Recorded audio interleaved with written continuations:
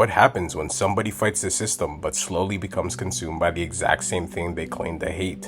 Johnny Silverhand is one of the most iconic rebels in gaming. He's the man willing to burn everything down just to spit in the face of late-stage capitalism. The dude's basically like cybernetic John Wick, so he sounds like a hero, right? Not exactly.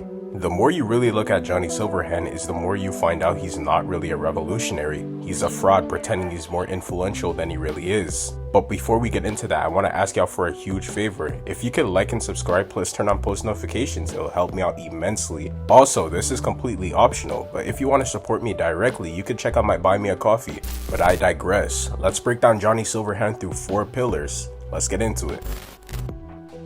As most of y'all know, Cyberpunk isn't just a cool futuristic world with neon lights and robot arms, it's a warning. Night City is what happens when late-stage capitalism completely consumes society. Corporations replace governments and consumerism replaces identity. People stop being human beings and literally start becoming products. Everything can be bought, sold, modified, or exploited. And the absolute worst part of this version of society is that nobody trusts each other anymore.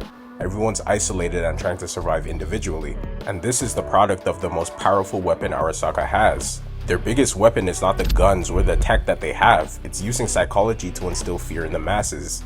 They have the capability to make regular people feel so small that nobody believes that change is even possible anymore.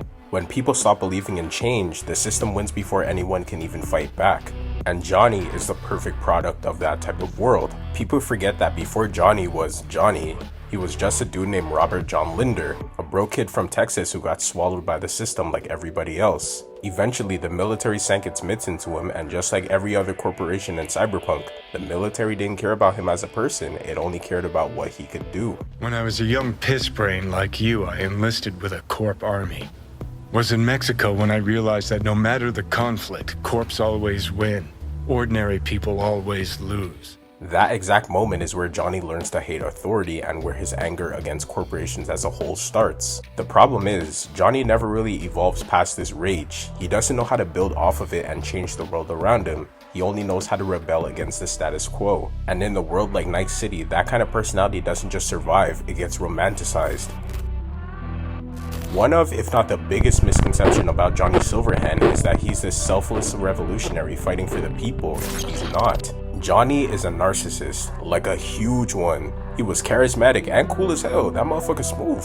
But still, he's a narcissist nonetheless. He constantly frames himself like he's the center of history, the one man standing against the machine. But in reality, most of what Johnny does is fueled by ego and not collective progress aimed for bettering Night City and society as a whole. One of the best examples of this is his confrontation with Atom Smasher and the nuking of 2023. Johnny treats Smasher like he's his ultimate rival. To Johnny, Smasher is Bane to his Batman. The problem is, Smasher barely even recognizes dude. He treats him like an annoying ass fruit fly just buzzing in your house. Johnny doesn't even get an epic showdown with Smasher, he gets absolutely demolished with a shotgun almost instantaneously. He doesn't even plant the nuke either, he was a part of the other team that were just responsible for a distraction. In this mission, Johnny was never the real threat, Morgan Blackhand was. And that fact completely destroys the mythology Johnny built around himself. In Johnny's head, he's the revolutionary hero, but in actuality, he's remembered in society as a loud terrorist who just happened to know how to play guitar for some reason. And that's what makes Johnny so dangerous in our world, because he looks and sounds like a revolutionary to people who never played the game. He dresses rebellion up in charisma, music, confidence, and rage, but what some people don't know, don't care, or don't understand is that underneath all of that, most of his actions still revolve around himself, his legacy, anger, and most importantly, his need to matter. That's why the world of Cyberpunk never really changes. Even the formation of a rebellion is built entirely off of ego. So inevitably, it will eventually collapse in on itself.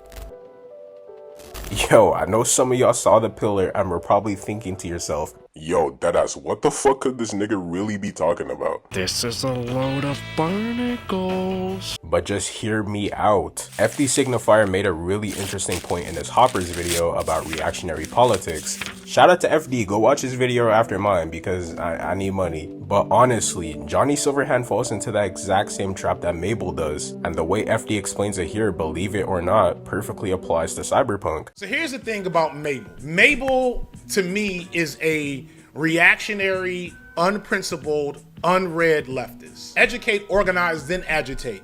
and she's got that completely backward. There's no education at all. She's just agitated. Her goal is to save this Everglade, but it's to save it specifically for her personal desires and needs. And this is exactly why Johnny ultimately fails. He mistakes destruction for change. He thinks if he could burn something down hard enough, people will magically become free afterwards. That's not how systems like these work, and that's not how change occurs. Arasaka doesn't survive because it's just strong. It survives because it's like a hydra. If you cut off one head, another will grow in its place. But most importantly, it survives because everyone else underneath it is isolated and disconnected, too busy surviving individually to trust each other enough to build something collectively. Hence why Johnny's rebellion is fundamentally reactionary. I'll cut Johnny some slack. It's emotional, personal, and explosive, but it's not organized. Which leads into the irony behind Johnny. Johnny hates megacorporations, but half the time he approaches the world exactly how megacorps want people to think. They want people to think as individuals instead of a collective, a part of something bigger than themselves. When you feel like you're one special person against the world, that mindset feels powerful, but it usually changes nothing long term. For example, Johnny nukes Arasaka, yes, but what does it change? Arasaka's still there, Night City's still broken down, and people are suffering. If anything, Johnny caused more harm to the average citizen than good. He caused radiation in the atmosphere to linger for 32 years, causing citizens to be sick for decades, and enabling Arasaka to push further restrictions on Night City. After what he did, the world became more paranoid and violent. It's because of people like Johnny, Night City has a crabs in a barrel mentality. Everyone's trying to climb out alone and step over everyone else, either to become the next legend, merc, or rebel.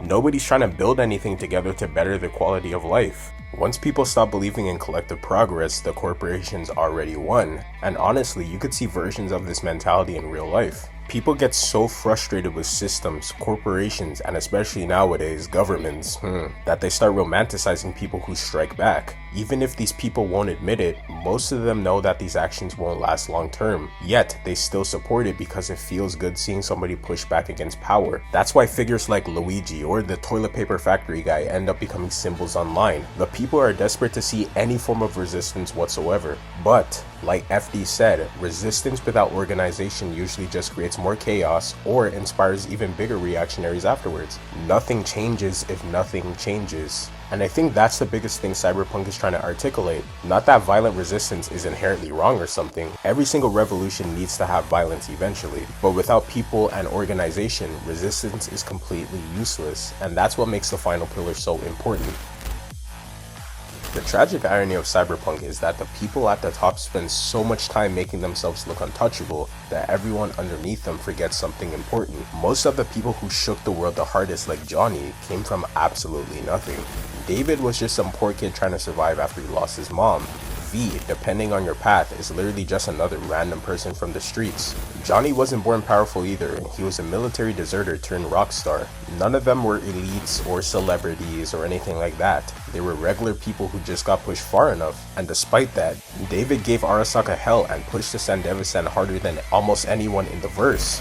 V took down some of the most powerful people in the world and flatlined their greatest weapon. And as we all know, Johnny nuked Arasaka because fear is what keeps these systems alive. It's the belief that regular people are too weak or insignificant to change anything. Corporations and governments like that use the strategy of divide and conquer. They make you believe that nothing matters besides survival and yourself. This is exactly how they control you. They don't need guns or sci-fi weapons, that's just the cherry on top.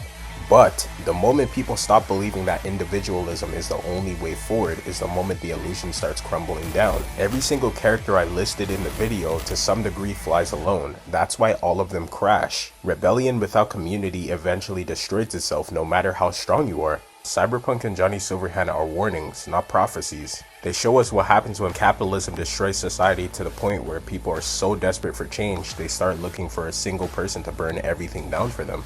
But, as we all know, real change has never worked like that. There's no one single martyr, no lone revolutionary or chosen one that's gonna save the world by themselves. That's the lie Night City sells, and honestly, that's a lie a lot of people in real life are starting to believe too. The real answer has always been community, people organizing, trusting each other, doing boring shit. That's one thing Cyberpunk's world forgot how to do, and maybe that's why our world still has hope. Thank y'all so much for watching, family. Yo, I've been under the weather all week and I've been dealing with copyright again. I'm getting angry. Oh my god. But regardless, we're here. The video's out, you know. So go like and subscribe, please. Turn on post notifications, as I said, and I'm gonna catch y'all in the next one.